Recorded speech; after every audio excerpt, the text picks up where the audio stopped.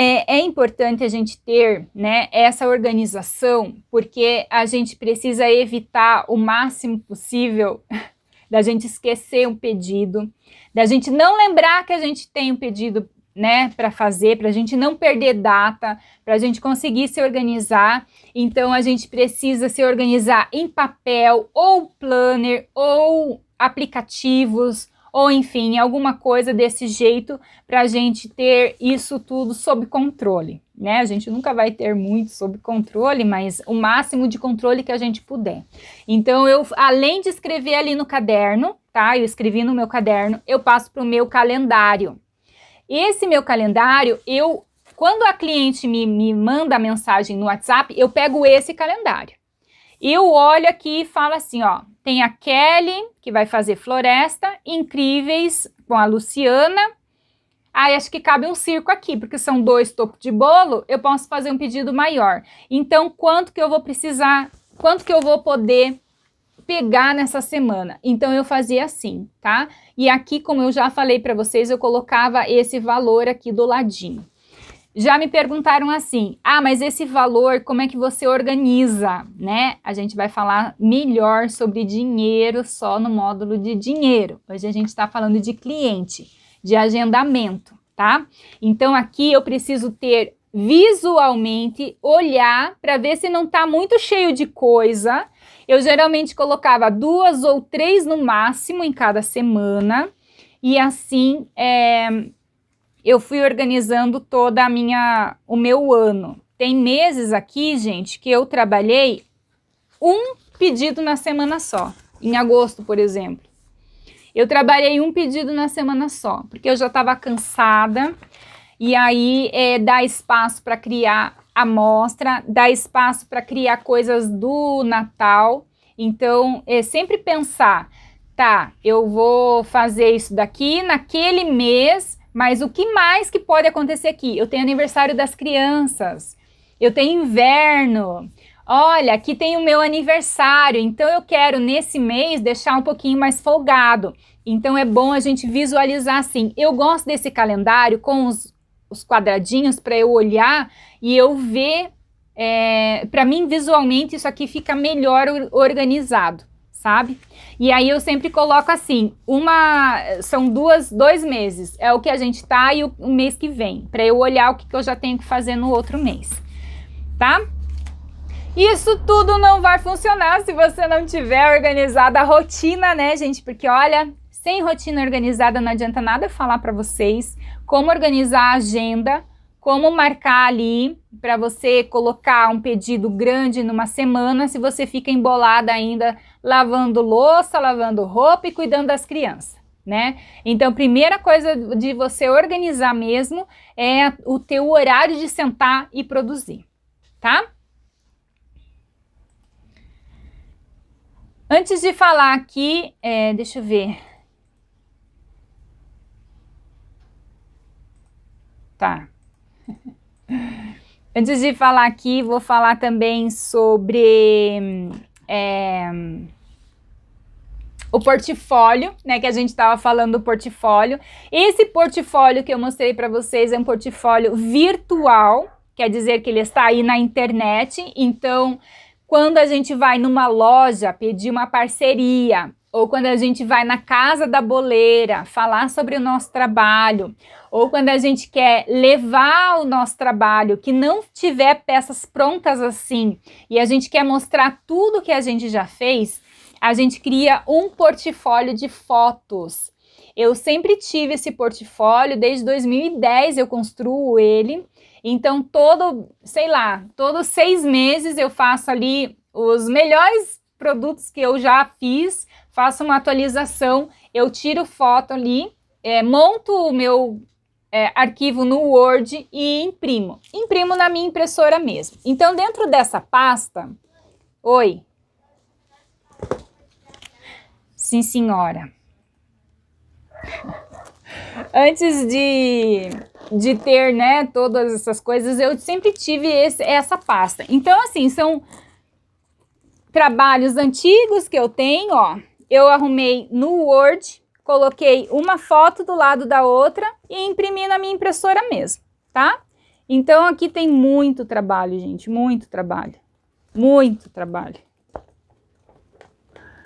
Trabalho de anos aqui, que é o portfólio, um portfólio físico, que eu levo lá nas lojas, nas parcerias que eu quero. Então eu tenho aqui também outro, que também tem os mais atuais, enfim. Opa! Caiu tudo aqui, gente, pera aí. Tem muita coisa. Deixa eu mostrar para vocês. Tem até coisa das crianças aqui. Então, para quem não tem uma ideia de como fazer um portfólio físico, é assim que a gente faz. Então, a gente pega as nossas fotos que a gente faz mesmo, coloca lá no Word, uma do lado da outra e imprime, tá? Bem simples. E isso aqui, se não tiver as peças físicas, né, vocês montarem as amostras, isso aqui já serve para você levar ali e falar do seu trabalho também quando você for numa loja, quando você for numa boleira, enfim, né, para você mostrar ali o teu trabalho.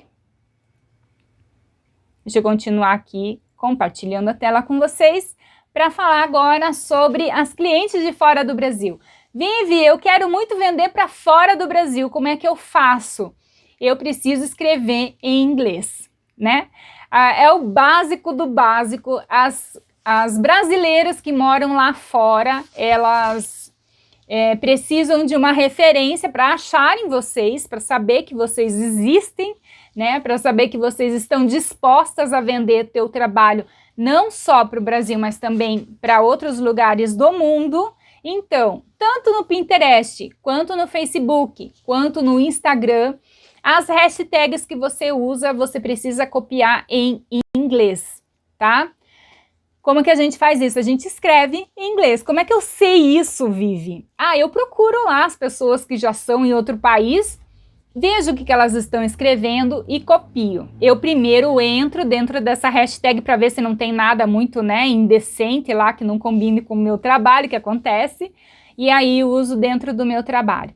Então, cake, que é o bolo, eu posso escrever cake e posso escrever cake, jardim não, porque é garden, né? Super Mario Cake, ou Chaves Cake, ou Mulher Maravilha Cake. Fica um brasileiro misturado com inglês, mas a gente tem que pensar na palavra direitinho, tá? Quando a gente for fazer, assim, por exemplo, Tinkerbell Cake, tá?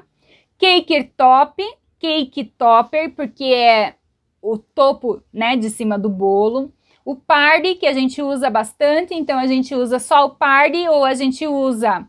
Aqui a gente escreve em brasileiro mesmo, em português misturado com o inglês. Então a gente escreve assim, Safari Party, ou Moranguinho Party, ou Jardim Party, Festa do Jardim Party.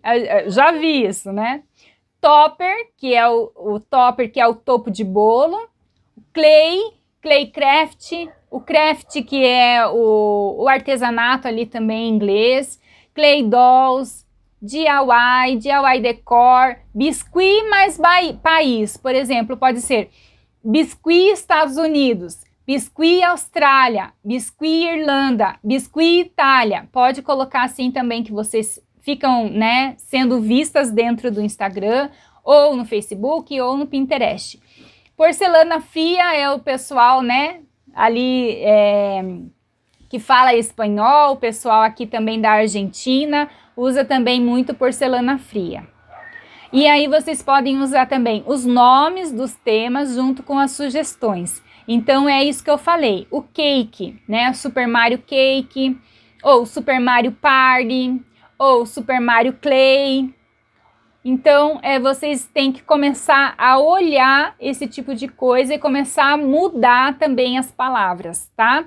E procurar, por exemplo, jardim. Como é que eu escrevo jardim em inglês? Festa do jardim em inglês. Põe lá no Google Tradutor, que daí isso aparece tudo para vocês, tá? Outra sugestão que vocês podem fazer também para atrair as clientes, para continuar ali tendo contato com as clientes, são as listas de transmissão. No WhatsApp, as pessoas também têm muito esse costume, né, de colocar ali ofertas, promoção, os kits que estão fazendo, as peças que estão fazendo. Lista de transmissão é só quando você fala, não deixa ninguém falar. Mas você pode montar um grupo teu também.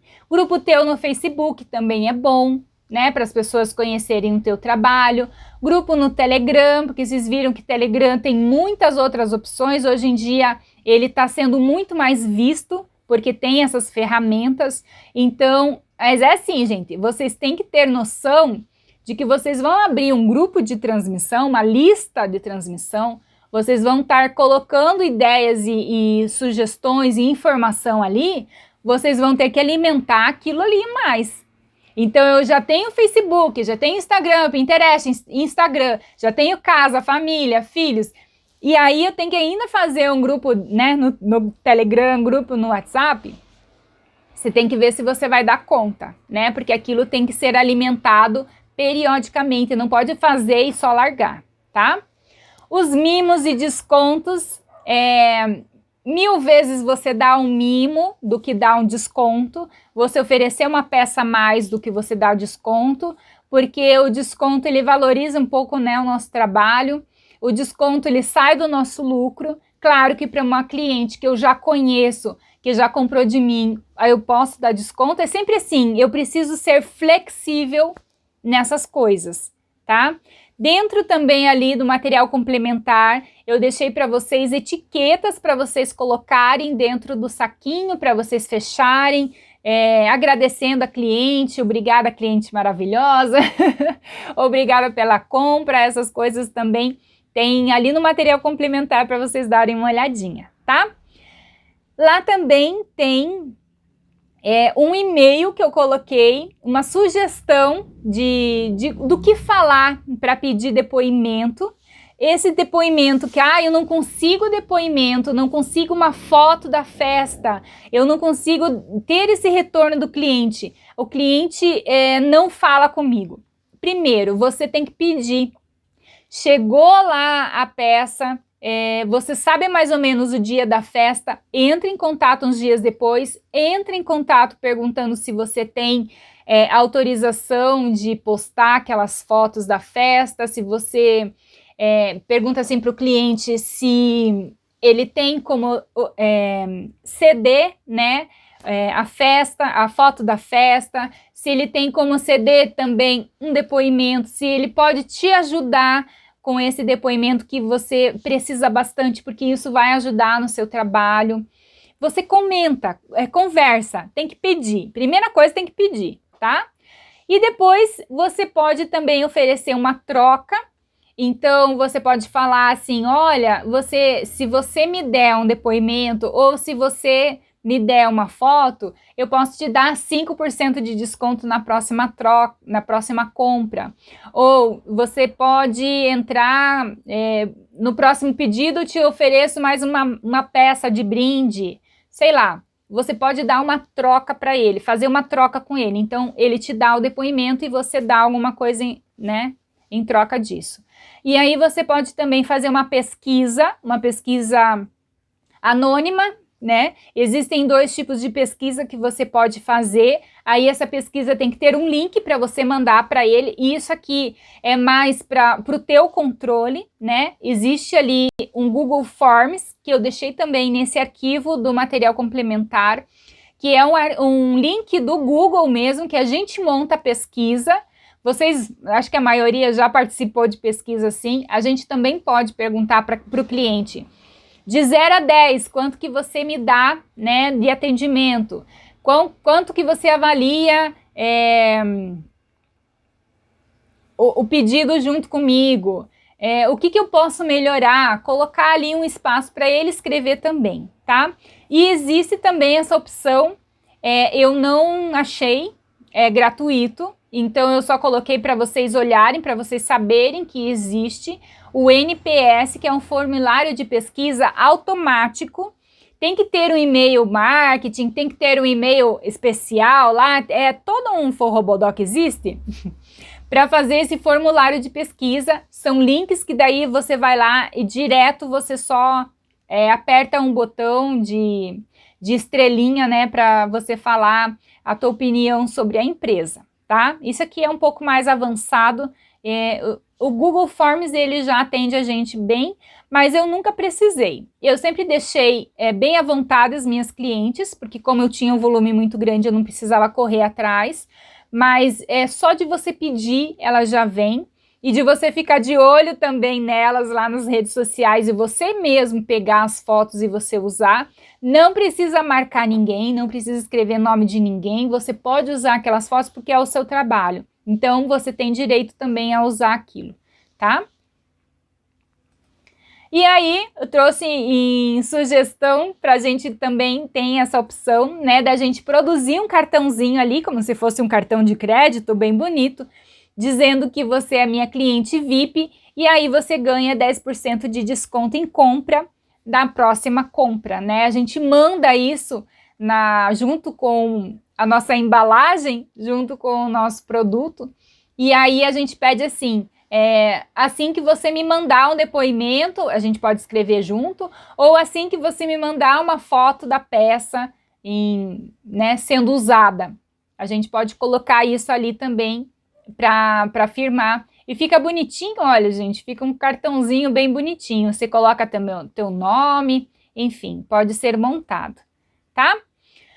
A última coisa que eu vou falar aqui é sobre a política da loja, porque depois que você entende, né, como é que funciona teu trabalho, as peças que você faz, como é que você tem todo esse procedimento dentro do teu negócio, como é que faz a encomenda, e você já tem ali um andar, você precisa saber que existe uma política da loja que é mais uma regra para você passar para tua cliente, para ela se sentir segura, do que realmente uma lei que vai acima da lei do consumidor.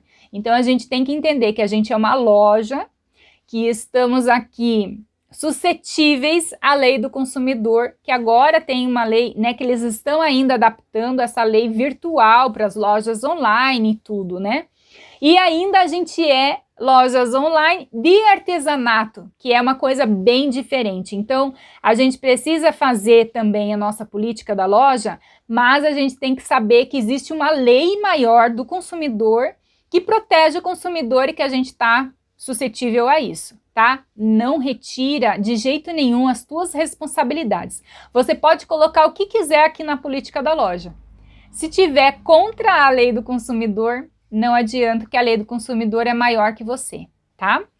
O que colocar nessa política da loja? Então, você coloca o resumo do seu trabalho. E por que você faz isso? Para evitar futuros problemas. Futuros problemas de devolução de peça, futuros problemas de vou fazer ajuste, eu não vou, de cobrança de cliente, de falar assim, você ficou de fazer isso ou não. É um contrato. A política da loja é o nosso contrato com o nosso cliente, tá? E isso passa confiança para o cliente, porque se ele sabe que eu tenho uma política da loja, que eu tenho um contrato com ele, quer dizer que eu não sou qualquer pessoa. Eu sou uma biscoiteira profissional, eu sei o que eu estou fazendo. Eu não estou brincando aqui na internet. Olha, essas são as regras da minha loja, tá? Você tem que combinar tudo lá dentro, o que precisa ser feito dentro do seu trabalho, tá? Então, eu vou mostrar para vocês a política da loja do meu Elo 7. Porque aqui ainda no Elo 7 eu ainda tenho as políticas da loja. Então, na loja virtual, existe um espaço específico para a gente colocar as políticas da loja. O Ilúria tem muito bem isso, lá no fim da página tem um sobre mim, sobre as políticas, a gente pode criar páginas também explicando melhor isso. E aqui no Elo 7 isso aqui fica bem claro, fica bem na frente, bem visível. Tá? Eu vou colocar aqui para vocês o contrato de compra, né? O meu contrato com o meu cliente. Então, antes de efetuar o seu pedido, precisa ler. Então, se eu tenho um contrato ali com o meu cliente, eu tenho um contato pelo WhatsApp, mas eu tenho uma loja virtual com essas regras, eu mando esse link para ele ler. Porque daí ele já vai estar ciente das coisas, se der algum problema, falar assim, mas você leu, né? Você já sabia que isso estava dentro do meu contrato. Então eu falo assim para ele ali, o que precisa ser falado, né? Que ao fechar o pedido, fique ciente que fica fazendo uma compra da internet, então o frete é por sua conta, tá? A minha parte é embalar e assegurar que o produto chegará em boas condições, eu garanto que chega em boas condições lá, então a minha parte é garantir que isso vai chegar lá legal, tá? Mas a entrega é por conta dos correios, que podem atrasar ou extraviar. Enfim, eu explico aqui que eu vou no correio toda terça-feira. O que acontece no caso de extravio? Que eu não me responsabilizo por endereço errado, né? A gente ainda vai ver ali outras questões. Nem sempre tem os temas todos, então você pode entrar em contato. Que o meu trabalho leva de 90 a 120 dias de produção, tem que esperar 90 a 120 dias. Isso é uma agenda cheia, né, gente? Vocês podem colocar ali, podem colocar que levam de 60 a 90 dias, de 40 a 60 dias a produção, mais a entrega do correio, que isso aqui ainda tem a data do correio. Tá? Então você precisa entrar em contato para ver a disponibilidade na agenda. Isso eu coloquei tudo ali no contrato, tá? Verifique o tamanho do produto, é muito importante, gente, porque a pessoa olha a foto na internet e não sabe fisicamente o tamanho, né? A gente fala, pega a régua. Ai, quem que vai pegar a régua? Então você precisa falar para o cliente, vai lá, pega a régua. Porque você precisa saber se esse é o produto adequado para você, se vai ou não atender as suas necessidades, e aí eu não vou também ter problemas, né, se ele comprar uma coisa de 15 e achar pequeno, tá ali explicadinho, tá? Deixe especificados os detalhes, não faça alteração, você faz ou não faz? Vai pagar ou não vai? Como é que vai ser a taxa além ou não? E aí, se não tiver retorno do orçamento, né, é cancelado, tem que fazer um orçamento novo. E, enfim, agradeço ali a atenção do cliente. O Elo 7 coloca também política deles mesmo. Então, aqui vocês podem olhar que existe uma lei do consumidor, né, que a gente está suscetível ali.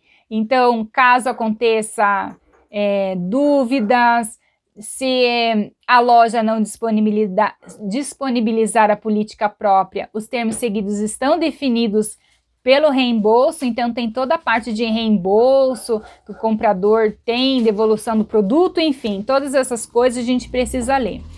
Como que eu fiz o meu primeiro contrato, né? Porque eu não tinha de onde tirar. Como é que eu fiz? Eu vi os maiores problemas que aconteciam dentro do meu trabalho e eu construí esse documento. Era um documento grande, de 2, 3 páginas, que eu fui diminuindo e tá ali como o Elo 7. Eu ainda coloquei dentro do Ilúria, né, essa parte de políticas da loja, mas a gente sabe, né, que a gente tem que ver o que dá problema para você tem que colocar lá para você evitar esse tipo de problema e o próximo cliente tem que estar ciente disso tudo. Por isso que existe uma política da loja que você tem que pensar e passar para essa cliente, porque ali ela vai se sentir segura, você também, porque é um combinado entre as partes, e se algum problema dela na frente e não tiver no contrato, aí você sabe que você tem que colocar também, tá bom?